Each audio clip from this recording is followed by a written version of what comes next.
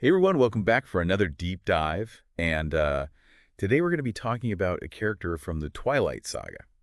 A character that I think is super interesting, and that's Quil Ateara.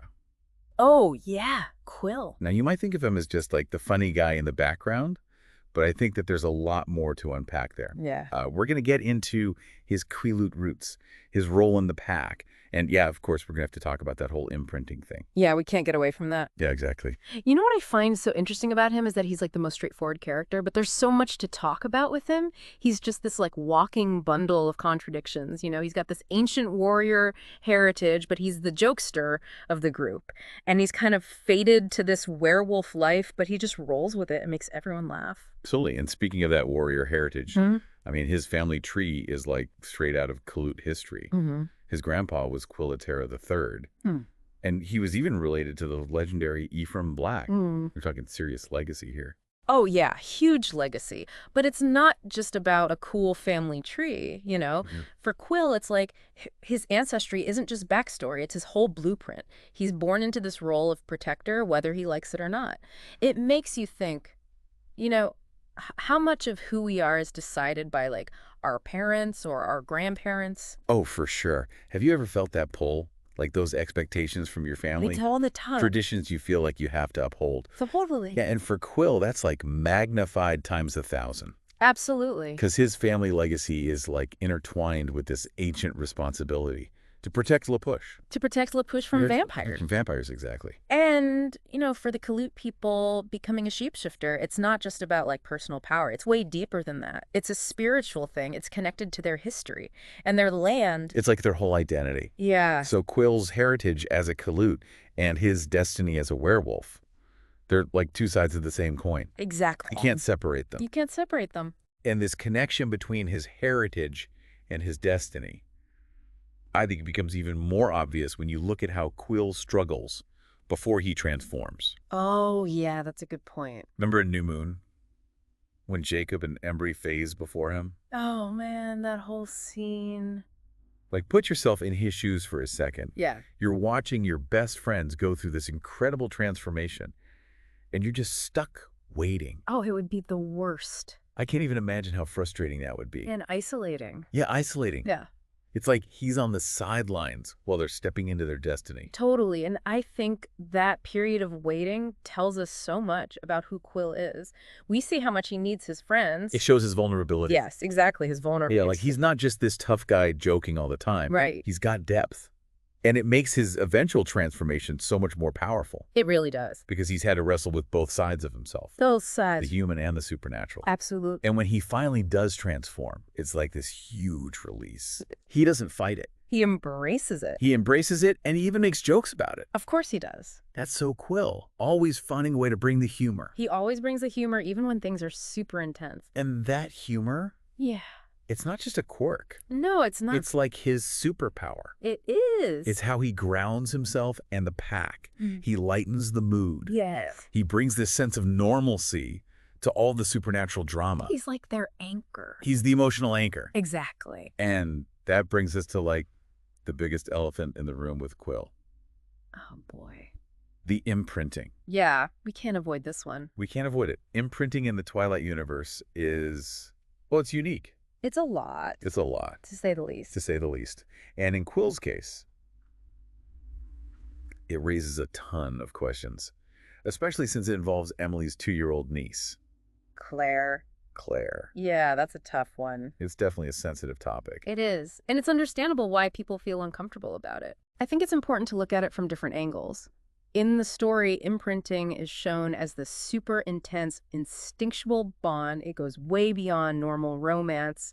It's supposed to be a protective kind of love, almost like a parent's love. So it's not about romantic feelings. It's about protecting Claire's future. Exactly. Quill's destiny is tied to hers, and his job is to keep her safe as she grows up. Which makes you think about how much choice Quill really has in all this. Right. On the one hand, it's like this biological urge he can't resist. But on the other hand, it's a huge responsibility. It's a huge responsibility that's just dropped on him. Yeah. It really shows that push and pull between free will and fate, especially when you consider all the supernatural stuff going on in the Quileute world. Totally. It's like he's on this path that's already laid out for him. Mm. but he's still trying to figure out who he is within all of that. That's a great way to put it. So we've talked about his heritage, his loyalty to the tack, and this really complicated imprinting bond. But there's another side to Quill that I think is fascinating. His adaptability. Oh, absolutely. He's like the master of rolling with the punches. He is. Think about it. He becomes a werewolf. He finds his place in the pack. And then he gets hit with this intense bond with Glare. And he just takes it all in stride. He does. He really does. It's like he knows that life is full of surprises. And instead of fighting them, he finds a way to make the best of every situation. And I think Stephenie Meyer uses Quill's adaptability to make a point.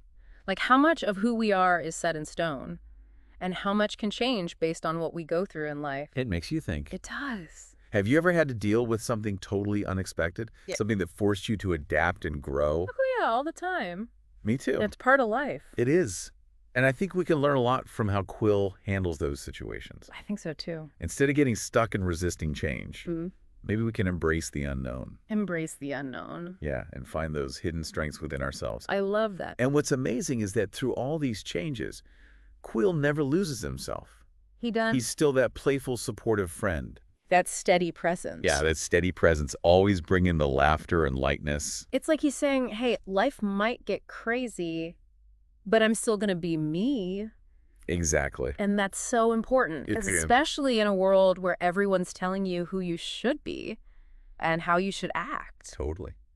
Quill reminds us that it's okay to be ourselves, even when things get weird. Even when things get super weird. Super weird. And speaking of being himself, we got to talk about his role as the glue that holds the pack together. Oh, yeah, he's the unifier. He is. He might not be the alpha, but he's so essential to the group dynamic. He really shows the power of community. He does. He's that constant source of support and humor, always there for his friends. Right, like a true friend. A listening ear, a shoulder to cry on, or just a good laugh when they need it most. And in a group with so much intensity and drama, they need that. They need that grounding force. That reminder that even when things are dark, there's still joy and connection. Yes. And the fact that Quill can provide that, even while he's dealing with his own stuff, it says so much about his character. It really does. He's a quiet hero in a lot of ways. He's not about power or dominance. He's about compassion and empathy. And I think that's why he's such a fan favorite. Oh, for sure. He's the friend we all wish we had. Loyal, supportive,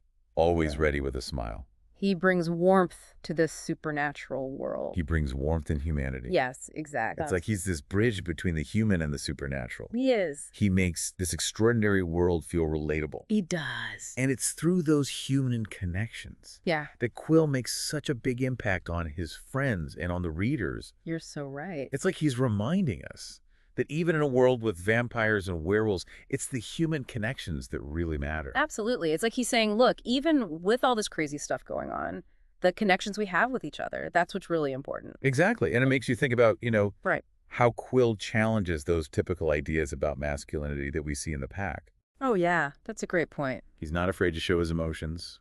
He's vulnerable. And he finds strength in those connections and in humor. He really flips the script on that whole alpha male stereotype. He does. He's breaking the mold.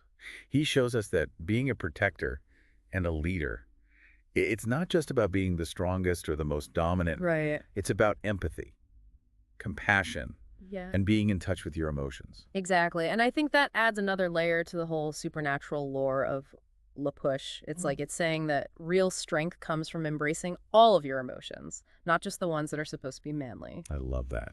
What do you think this says about how we define masculinity today, especially in a world where the line between human and supernatural is so blurry? It's a really interesting question.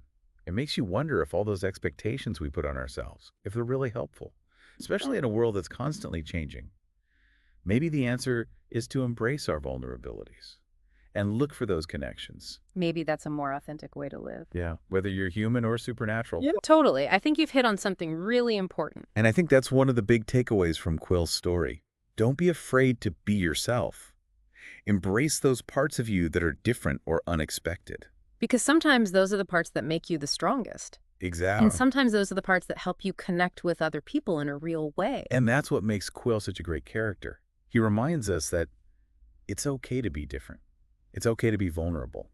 And that sometimes the quiet heroes, the ones who lead with their hearts. They're the ones who make the biggest difference. Yeah, they might not be the loudest or the most powerful, but they have this quiet strength. A strength that comes from compassion and empathy. And I think that's what we can all learn from Quil. I agree. So as we wrap up our deep dive into Quil Ateara, I think the big takeaway is, don't underestimate the power of those quiet heroes.